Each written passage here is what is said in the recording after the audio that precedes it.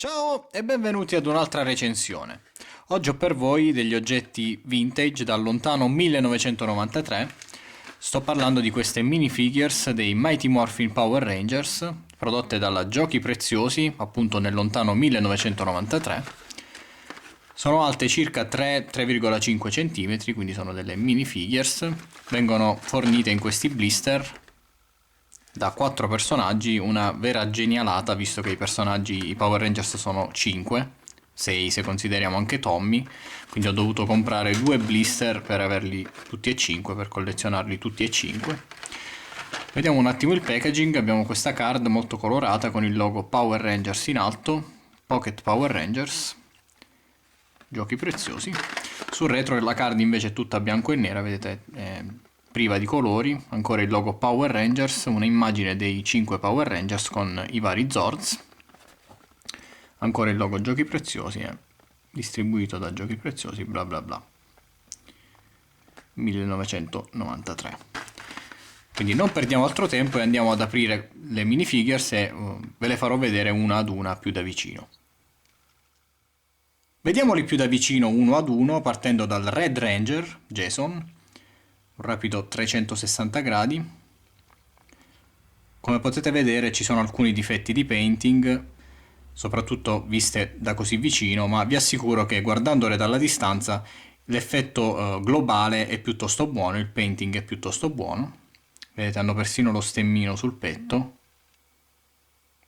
in questo caso è il tirannosauro. Quindi Jason, Red Ranger. Andiamo avanti con il Black Ranger, anche questo rapido 360 gradi, anche qui una sbavatura di painting. Quasi tutte le minifigures hanno questo buco sul sedere, suona davvero brutto dirlo, ma credo sia parte del processo di sculpt o del processo di painting, forse, non sono molto sicuro di questo. Black Ranger, anche questo molto carino. Andiamo avanti con il Blue Ranger, Billy.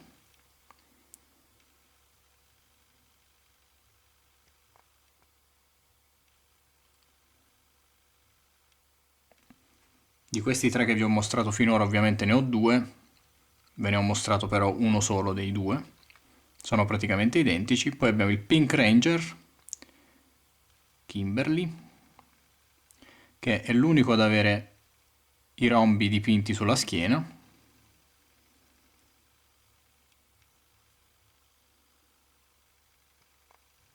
E poi infine il Power Ranger giallo, Yellow Ranger, Trini.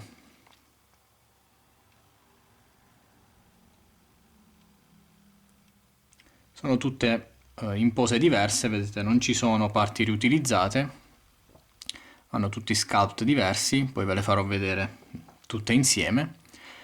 Ma prima vorrei farvi vedere anche il Green Ranger, che come avrete potuto notare non era in nessuno dei due blister, ma viene da ovetti a sorpresa che si trovavano in giro nei primi anni 90, gli anni dei Power Rangers 93-94, e che io sappia questo Green Ranger non era fornito invece nei blister, ma era quindi una sorta di esclusiva della collezione degli ovetti. Nella stessa collezione c'erano anche i cattivi, vediamoli uno ad uno. Vedete, abbiamo, questo non mi ricordo mai come si chiama, King Sphinx, c'è scritto dietro. Poi abbiamo Squat,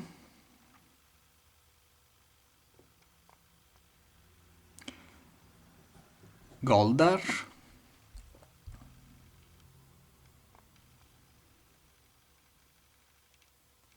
e infine non poteva mancare Rita Repulsa. Mi manca uno, in realtà un villain, Kabu credo si chiamasse.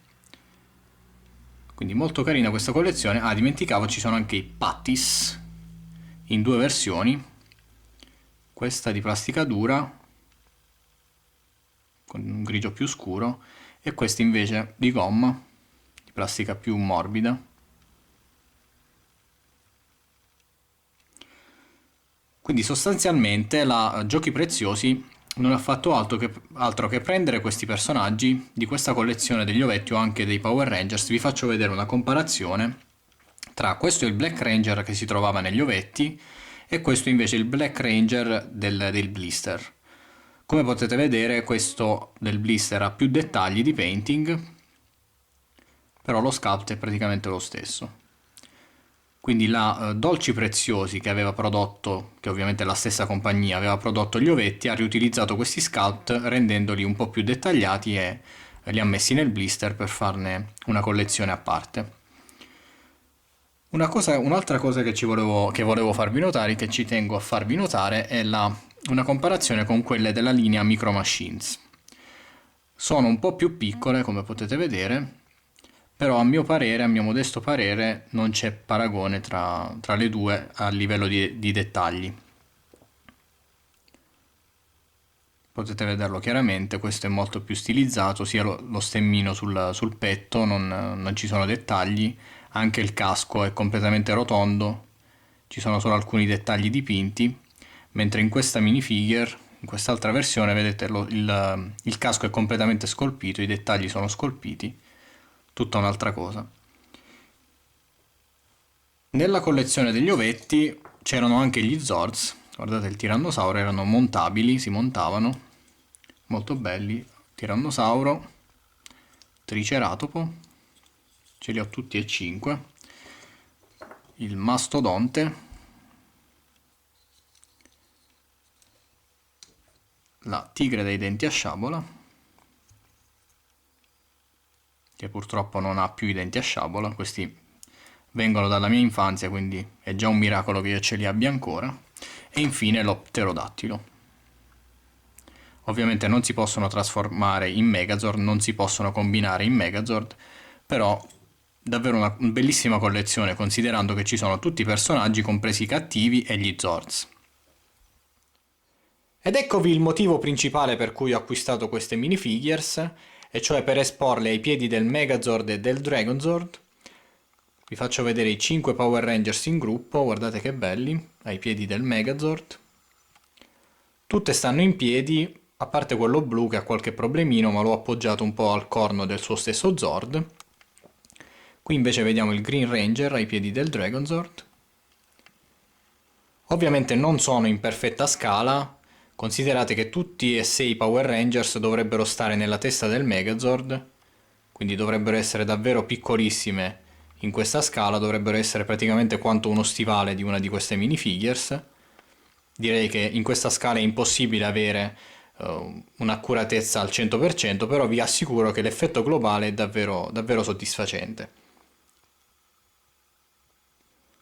Per concludere, vi dico dove le ho acquistate e quanto le ho pagate. Le ho acquistate su eBay da un venditore italiano, sono molto rare come potrete immaginare, e ho avuto la fortuna di trovarle da un venditore italiano pagandole 7,50 € per ciascun blister, quindi 15 € per i 2 blister, più 8 € di spedizione. Quindi in totale fanno 23 € per 8 minifigures, quindi circa quasi 3 € per ciascuna minifigure. Non è pochissimo, devo dire, sicuramente, però considerando che sono rarissime e che sono molto vintage, diciamo che il prezzo ci può stare. Non posso che raccomandarvele caldamente, ero un po' indeciso se prendere queste oppure quelle della Megablox versione 20° anniversario, ma alla fine ho optato per queste perché preferivo delle minifigures il più accurate possibile e non stilizzate, mentre quelle della Megablox, sebbene abbiano il lato positivo di essere articolate, sono abbastanza stilizzate. Sono molto soddisfatto, davvero fanno una bellissima figura queste minifigures ai piedi del Megazord e del Dragonzord. Detto questo io vi saluto, spero che questo video vi sia piaciuto e vi do appuntamento al prossimo video. Ciao!